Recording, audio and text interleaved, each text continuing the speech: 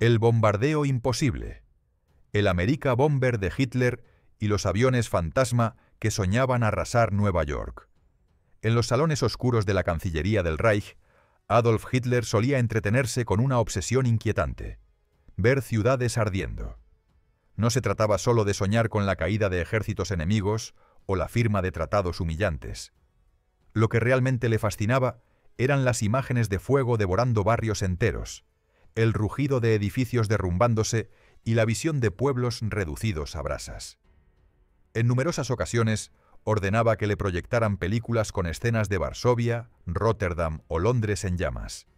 Se deleitaba en silencio, como si aquellas llamaradas fueran la banda sonora de su victoria personal.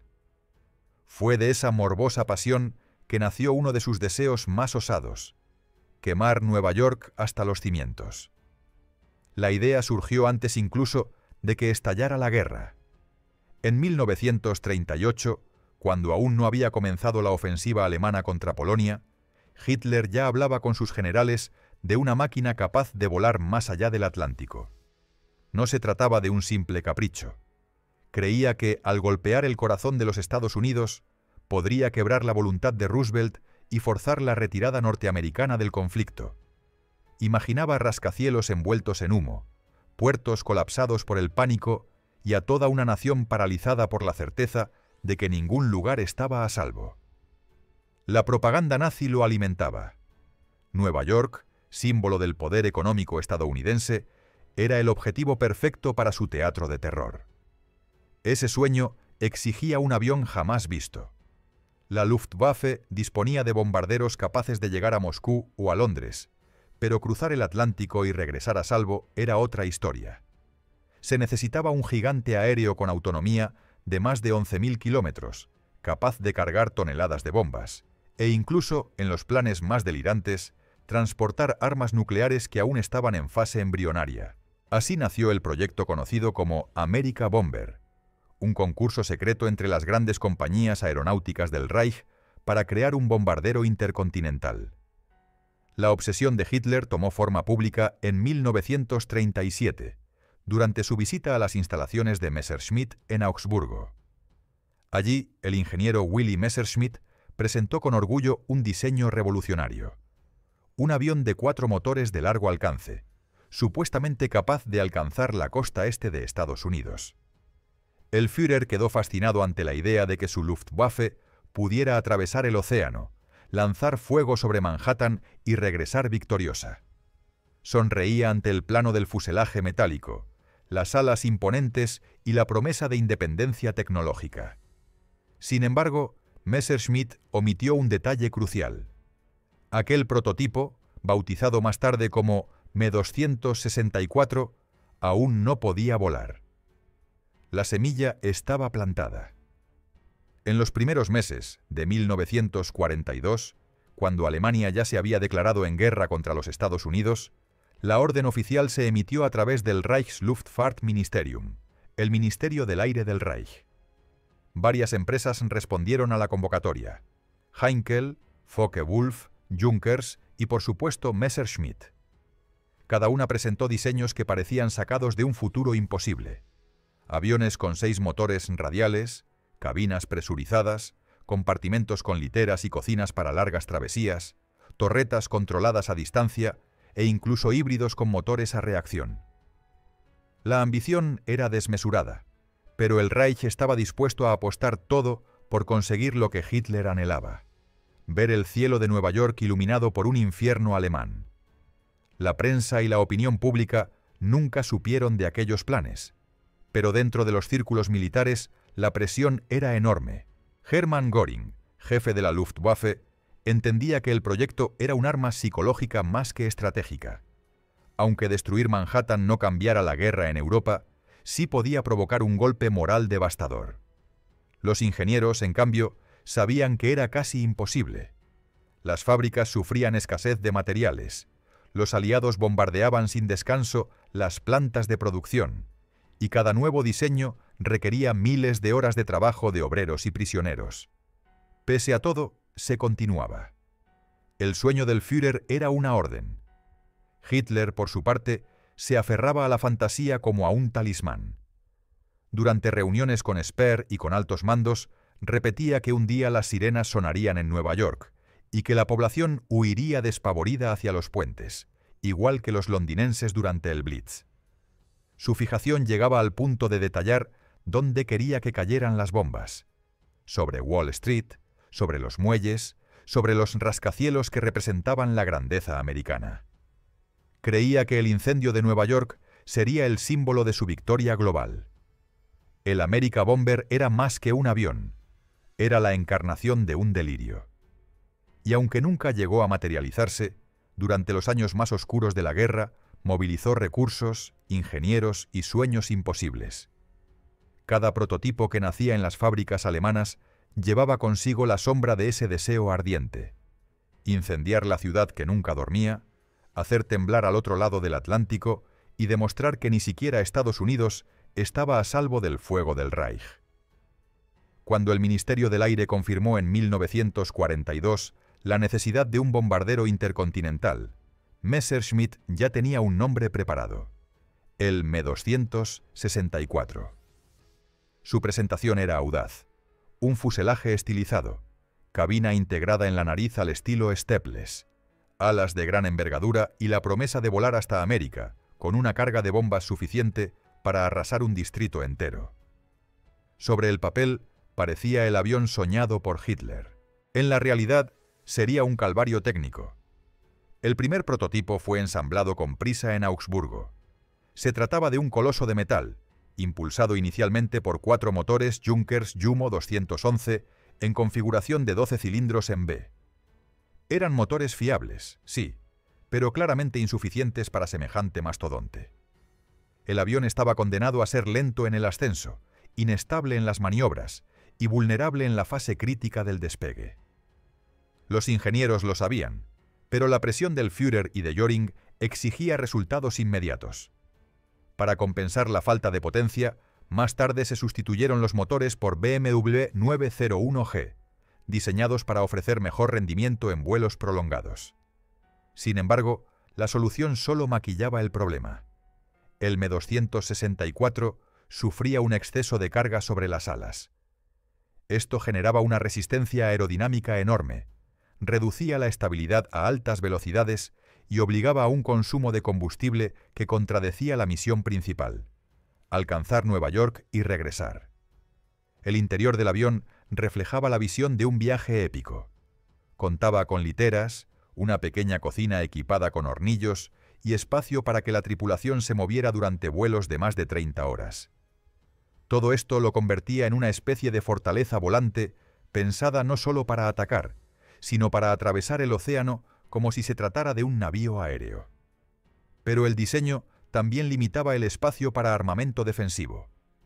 Los planes originales hablaban de torretas controladas a distancia en los laterales del fuselaje, aunque en los prototipos iniciales apenas había equipo de combate real. Las primeras pruebas en vuelo mostraron la delicadeza de la bestia. El avión podía despegar, pero necesitaba una pista extensa y condiciones óptimas. La maniobrabilidad era escasa, y cualquier intento de giro cerrado lo volvía torpe, como un buque en mar embravecido. El primer prototipo ni siquiera llevaba blindaje ni armas, lo que lo convertía en un blanco fácil. El segundo incluyó algunos refuerzos y posiciones para cañones, pero carecía de sistemas defensivos operativos. Mientras tanto, el tiempo corría en contra. En 1943, la Kriegsmarine, que en un principio había mostrado interés en el proyecto, decidió apostar por el Junkers Ju 290 y sus derivados. La Luftwaffe, por su parte, comenzó a favorecer el Heinkel, E-277 y el ambicioso Focke-Wulf Ta-400. El resultado fue devastador para Messerschmitt. Los pagos se congelaron y el programa se fue apagando poco a poco. A ello se sumaban los ataques aliados. El 18 de julio de 1944, durante un bombardeo masivo, el segundo prototipo del Me-264 fue destruido en tierra. El primero, asignado a la unidad de transporte Lufttransportstaffel 5, resultó dañado en otro ataque y nunca fue reparado. El tercer prototipo, aún incompleto, corrió la misma suerte. Quedó reducido a escombros. El proyecto había nacido como la joya de Messerschmitt, pero terminó siendo una víctima más de las bombas que caían cada noche sobre las fábricas alemanas. Willy Messerschmitt, viendo el fracaso inminente, desvió su atención hacia el que sería su verdadero legado. El Me-262, el primer caza a reacción operativo del mundo. Allí sí encontró el futuro de la aviación. El Me-264, en cambio, quedó como un fantasma, un recordatorio de lo que pudo haber sido y jamás fue. Para Hitler, que había soñado con verlo cruzar el Atlántico, la decepción fue silenciosa pero brutal. Su Bomber de América, más prometedor, no era capaz de protegerse ni de llegar a Groenlandia sin sobresaltos. La historia del Me-264 resume la contradicción del Tercer Reich. Un régimen que apostaba por sueños desmesurados, pero incapaz de sostenerlos frente a la realidad de recursos limitados, tecnologías inmaduras y un enemigo que bombardeaba sin descanso. Lo que debía ser la lanza que atravesara el corazón de Nueva York terminó siendo chatarra humeante en un aeródromo alemán. Cuando el Messerschmitt Me-264 se hundía en su propio fracaso, otra compañía tomó el protagonismo en el concurso del America Bomber, Junkers.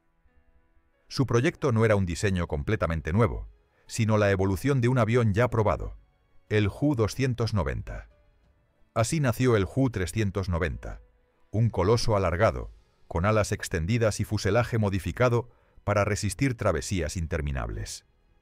Sobre el papel, era el verdadero candidato para atravesar el Atlántico y volver con vida. El primer prototipo fue ensamblado a partir de piezas de un Ju-90V6 en octubre de 1943, en las instalaciones de Dessau. Su vuelo inicial sorprendió, estable, maniobrable y con la autonomía suficiente para impresionar a los oficiales del Reichsluftfahrtministerium. Tanto fue así que se autorizó un pedido de 26 unidades de la versión A1. El sueño parecía tangible. Sin embargo, nunca se construyó ni una sola de esas unidades. El proyecto se canceló en el verano de 1944, cuando la Luftwaffe se rindió ante la urgencia de concentrar recursos en el programa de emergencia para cazas a reacción. El segundo prototipo, más ambicioso, integraba aún más piezas del Ju-290. Junkers lo configuró como plataforma de reconocimiento marítimo, equipado con radar Fuge-200 Hochentwiel y cañones MG-151 de 20 milímetros. La idea era vigilar el Atlántico, interceptar convoyes y, llegado el caso, transportar bombas para golpear a larga distancia. Hitler lo contempló personalmente en noviembre de 1943, durante una exhibición en Insterburg. Quedó fascinado, convencido de que aquel gigante podía convertirse en su martillo contra América. Pero el Ju-390 es recordado por algo más que sus vuelos de prueba, por las leyendas.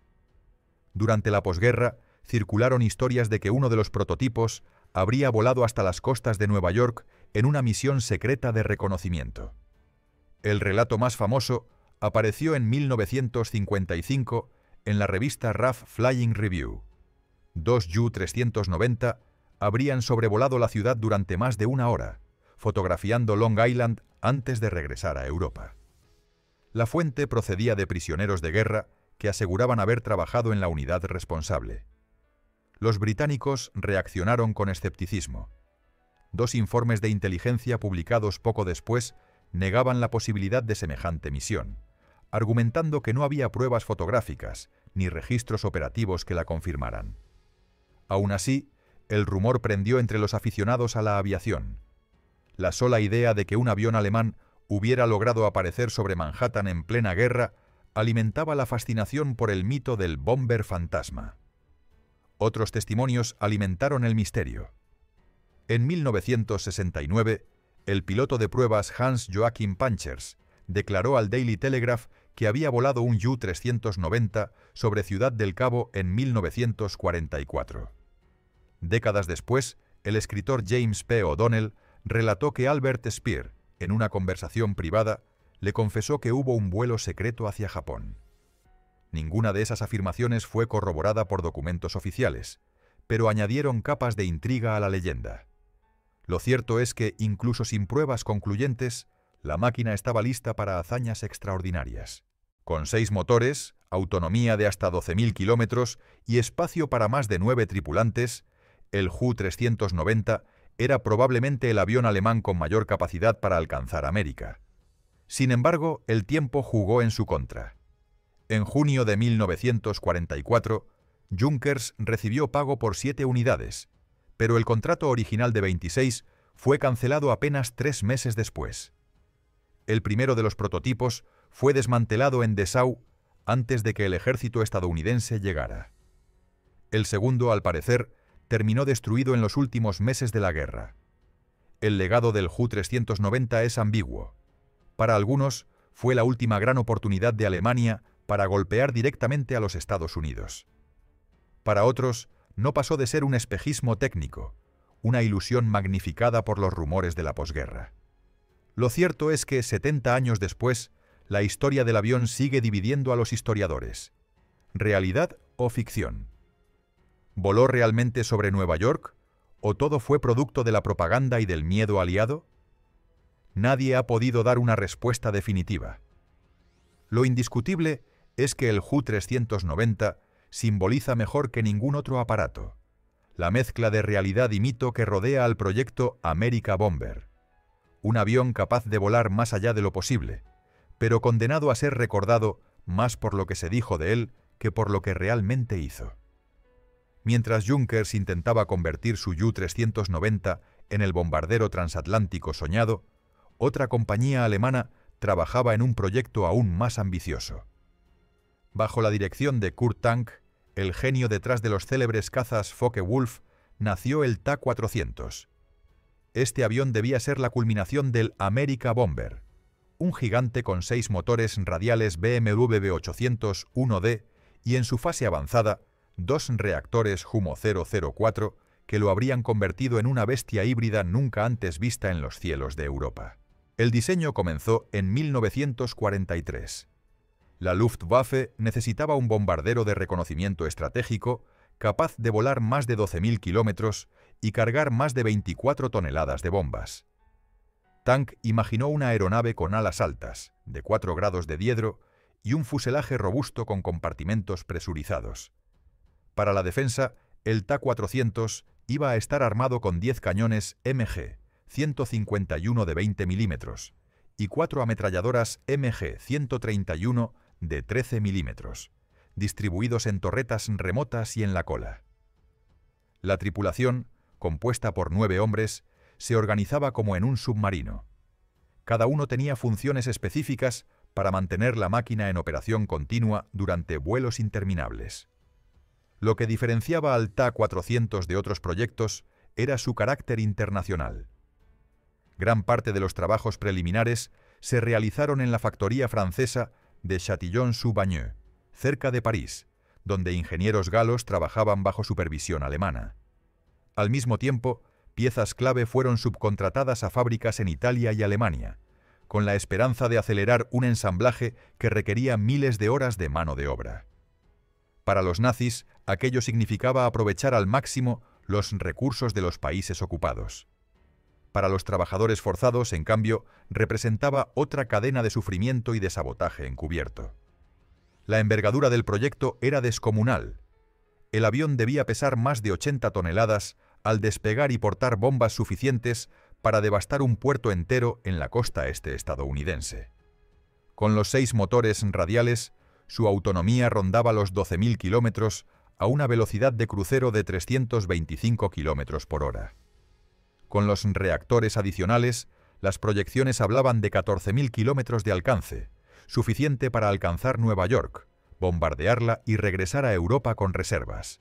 Sobre el papel, era el avión perfecto para cumplir la fantasía de Hitler. Sin embargo, la realidad era otra. Cada cálculo mostraba que el Ta-400 sería carísimo de producir. Necesitaba materiales estratégicos que ya escaseaban en Alemania: aluminio, acero tratado, sistemas hidráulicos avanzados y combustible de alto octanaje en cantidades colosales. Además, el nivel de mano de obra requerido era simplemente insostenible en un Reich que dependía cada vez más del trabajo esclavo y que sufría los embates diarios de los bombarderos aliados sobre sus fábricas. En octubre de 1943, el Reichsluftfahrtministerium suspendió oficialmente el proyecto. Los argumentos eran claros: costaba demasiado, tardaba demasiado, y Alemania ya no podía permitirse el lujo de soñar con quimeras. Sin embargo, Kurt Tank no se resignó. Durante una reunión en abril de 1944, discutió el programa con industriales italianos, insinuando que Roma podría financiar su continuación en secreto. Algunos historiadores creen que ciertos estudios avanzaron bajo esa vía oculta hasta el final de la guerra, aunque nunca aparecieron pruebas de un prototipo construido. El Ta-400, por tanto, quedó en el limbo. Ni tan siquiera alcanzó la fase de ensamblaje de un primer ejemplar, pero su diseño en planos mostraba un avión de ciencia ficción para la época. Muchos expertos coinciden en que, de haberse materializado, habría sido uno de los bombarderos más avanzados del mundo, capaz de rivalizar con proyectos estadounidenses como el Convair B-36 Peacemaker, desarrollado años después. En la Alemania de 1943 y 1944, sin embargo, la teoría no bastaba. La Luftwaffe necesitaba resultados inmediatos para frenar el avance aliado, no promesas futuristas que tardarían años en dar frutos. Así, el Ta-400 se convirtió en símbolo de la desmesura nazi, un proyecto demasiado grande, demasiado caro y demasiado tarde. Una quimera con alas que nunca llegó a tocar los cielos, pero que todavía hoy fascina a los historiadores por la audacia de su concepción. En la carrera por el America Bomber, la firma Heinkel no estaba dispuesta a quedar relegada. Ernst Heinkel, pionero de la aviación alemana, apostó todas sus cartas por el E-277, un proyecto concebido como la respuesta definitiva a las exigencias de Hitler. Sobre el papel, el avión sería la evolución natural del problemático E-177, que arrastraba una fama terrible debido a sus motores gemelos acoplados, propensos a incendiarse en pleno vuelo. El nuevo diseño debía borrar esa mancha y ofrecer a la Luftwaffe un bombardero estratégico digno de cruzar el Atlántico. El primer borrador, presentado en febrero de 1943 al Reichsluftfahrtministerium, mostraba un avión con alas altas, un fuselaje estilizado y una envergadura de 40 metros. En lugar de los motores gemelos Daimler-Benz DB606 del modelo anterior, el E-277 debía montar 4 motores BMW 801E, independientes, mucho más fiables. El tren de aterrizaje se ofrecía en 2 versiones, una clásica con rueda de cola y otra con tren triciclo, pensada para operaciones modernas en pistas largas. El alcance proyectado rondaba los 11.100 kilómetros, lo que situaba al G-277 en la categoría intercontinental. En teoría, podía igualar al Messerschmitt. Me-261, el avión de récord de largo alcance que nunca llegó a producción. En cuanto al armamento, el Heinkel planeaba 5 torretas defensivas, 2 tripuladas y 3 controladas a distancia, con cañones de 20 milímetros y ametralladoras pesadas. El aparato debía ser, al mismo tiempo, veloz, potente y autosuficiente para atravesar océanos y resistir ataques. Pero como tantas veces en la historia de la industria aeronáutica del Reich, el proyecto chocó contra la realidad política y técnica. Hermann Göring, ya harto de los desastres del G-177, bloqueó durante meses cualquier intento de Heinkel de avanzar en el G-277. Se cuenta que prohibió expresamente al ingeniero continuar con el desarrollo hasta que no se resolvieran los problemas de su predecesor. Según otra versión, Ernst Heinkel acudió directamente a Hitler, convencido de que solo el Führer podía salvar el programa. Nadie sabe con certeza qué ocurrió en esas reuniones, pero lo cierto es que el proyecto sobrevivió apenas de forma marginal. A finales de 1943, 2 fuselajes experimentales fueron ensamblados con piezas incompletas. Eran apenas esqueletos de metal, pruebas de concepto que nunca alcanzaron un vuelo real. En abril de 1944, el Reichsluftfahrtministerium emitió la orden definitiva: detener todo trabajo en el E-277 y desguazar los restos.